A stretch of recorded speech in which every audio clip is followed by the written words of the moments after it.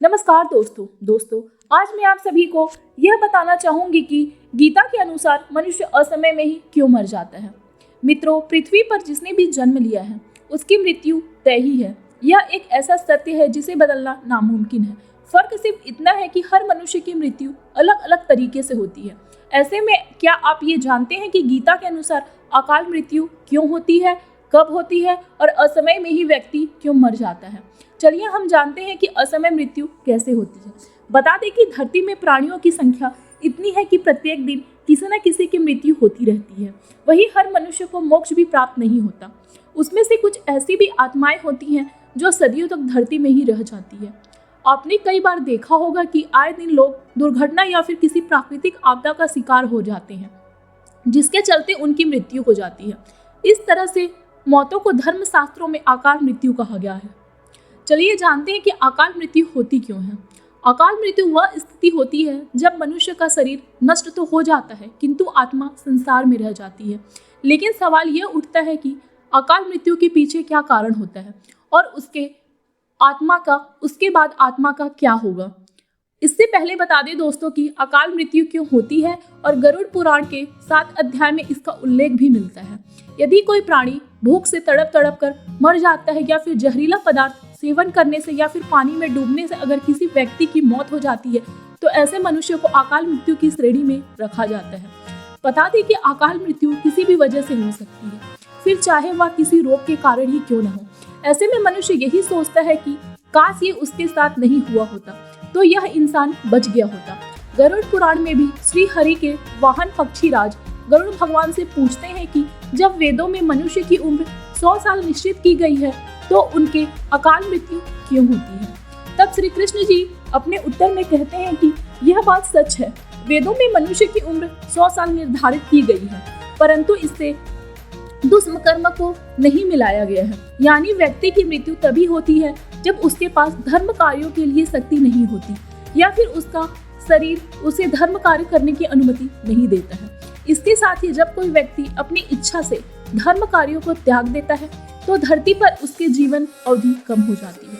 मनुष्य की उम्र भले ही 100 साल हो, लेकिन अपने कर्मों के माध्यम से वह अपनी उम्र को खुद नष्ट करते चला जाता है।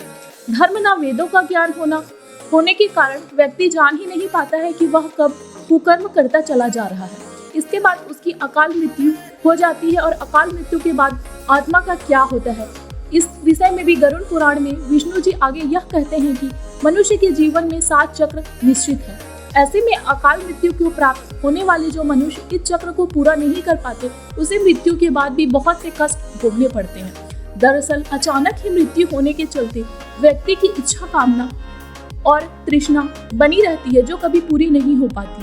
ऐसे में मनुष्य का शरीर नष्ट हो जाता है लेकिन आत्मा का मोह नहीं छूटता। इस स्थिति में अकाल मृत्यु वाली आत्माएं अपने घर वालों को काफी कष्ट पहुंचाती हैं और अपनी इच्छाओं को पूरी करने की कोशिश भी करती हैं। बता दें कि गरुड़ पुराण में बताया गया है कि प्राकृतिक रूप से मरने वाले व्यक्तियों को 3, 10, 13 या 40 दिन में दूसरे शरीर प्राप्त हो जाता है। लेकिन अकाल मृत्यु के बाद आत्मा पहले भूत, प्रेत, पिशाच, ब्रह्म राक्षस, छत्रपाल योनि में भटकती रहती है। उनकी आत्मा को शांति नहीं मिलती। बता दें कि पुराण में आत्महत्या को सबसे निंदनीय और घृणित अकाल मृत्यु बताया गया है। इसके संबंध में श्री हरि ने आत्महत्या को परमात्मा के अपमान के समान अपराध बताया है। ऐसे जीवन आत्मा को ना तो स्वर्ग लोक की प्राप्ति होती है और न ही नरक लोक की प्राप्ति होती है। जीवात्मा की इस अवधि को अक्ति कहा गया है। और इस पुराण में यह भी उल्लेख है कि आत्मा या आत्महत्या करने वाले आत्मा अकाल मृत्यु को प्राप्त होने वाली सभी आत्माओं से सबसे कष्टदायी अवस्था में पहुंच जाती है। यदि कोई नव युग की स्त्री की अकाल मृत्यु होती है तो वह चुड़ैल बन जाती है और जब किसी कुंवारी कन्या की अकाल मृत्यु होती है तो वह देवी योनि में भटकती रहती है। इन सब के अलावा इस पुराण में अकाल मृत्यु के चलते वृद्ध आत्मा के शांति प्रदान करने के लिए कई तरह के उपाय बताए गए हैं, जिसमें यह जिक्र किया गया है कि इस तरह की मृत्यु को प्राप्त करने वाली आत्मा द्वारा उनके परिवार नदी या तालाब में तर्पण करना चाहिए। साथ ही साथ वृद्ध आत्मा की इच्छा की पूर्ति के लिए पिंडदान, पुण्य या गीता का पाठ करवा लेना चाहिए। यह सभी कार्य कम से कम 3 वर्षों तक करते रहना चाहिए इसी के साथ ही वर्षीय आने पर भूखे ब्राह्मणों, अनाथ बालकों को भोजन भी कराना चाहिए ताकि मृत आत्मा को जल्द से जल्द मुक्ति मिल सके। तो मित्रों, गरुड़ पुराण से जुड़ी यह जानकारी आपको कैसी लगी, आप हमें शेयर करके जरूर बताएं और इस वीडियो को ज्यादा से ज्यादा शेयर करें। धन्यवाद।